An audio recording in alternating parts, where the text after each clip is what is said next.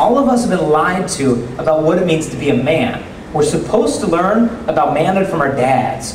Do you girls understand, some of us haven't even seen our dads since we were 3. Even if we have a great dad, we still get lied to about manhood everywhere else. Being told, if you want to be a man today, you got to get some of the ladies, because if you get some of the girls, you're the man. Think about it, like getting some from a woman. Getting some to me sounds like a couple of 7th graders. You know, they sneak into a convenience store, they shoplift like a bunch of candy, and they're like, they run to the parking lot. You know, they run funny because they're all disproportionate because of puberty. They're like, their feet are too big, you know. And they get in the parking lot, and they pull the candy out. Like, I got a red one and a grape one. Did you get some? And you notice the same mentality. Oh, dude, you get some of that chick last night? You did? Dude, you're the man. Tell us all about it. And as guys, we hear this message of manhood so constantly, you start believing it. Like, I'm watching a basketball game a while ago. Halftime comes on, this car commercial comes on at halftime. And it's this Cadillac car commercial, you've probably seen it. There's this lady sitting in her car, and she's like trying really hard to be sexy.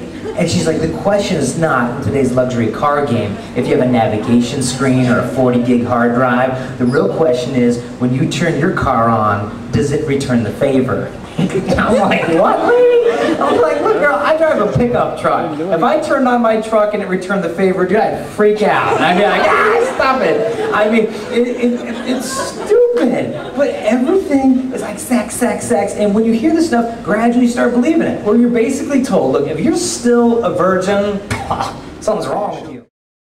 As a Catholic guy, there's only one Bible verse we need to know to love girls. It's out of Ephesians 5, where St. Paul basically says, men, now you love your bride like Christ loved the church, and you hand yourself over for her to make her holy. And said to do that, Jesus was praying in the agony in the garden, said his sweat became like drops of blood and fell on the ground. Now, I'm sure a lot of you go on to study medicine. You learn about this. It's called hematidrosis. The capillaries in the skin can rise up, come in contact with sweat glands, they burst, and you bleed from the pores of your skin. Your body becomes like a deep bruise.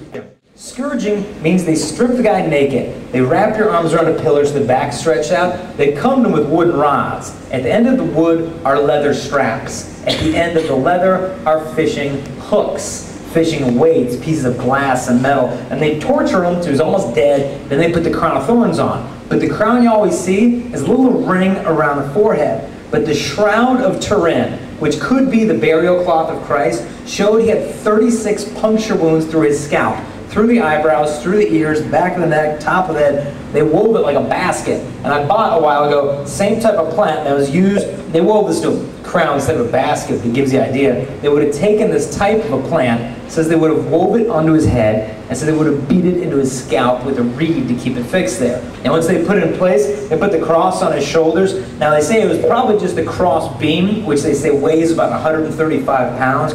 Carry that for the length of about 6 football fields, then they'd strip him naked, pierce him probably through the wrists, and for 3 hours he would hang there to sacrifice himself for his bride, the church, us. And then St. Paul says, men, love your brides just like this.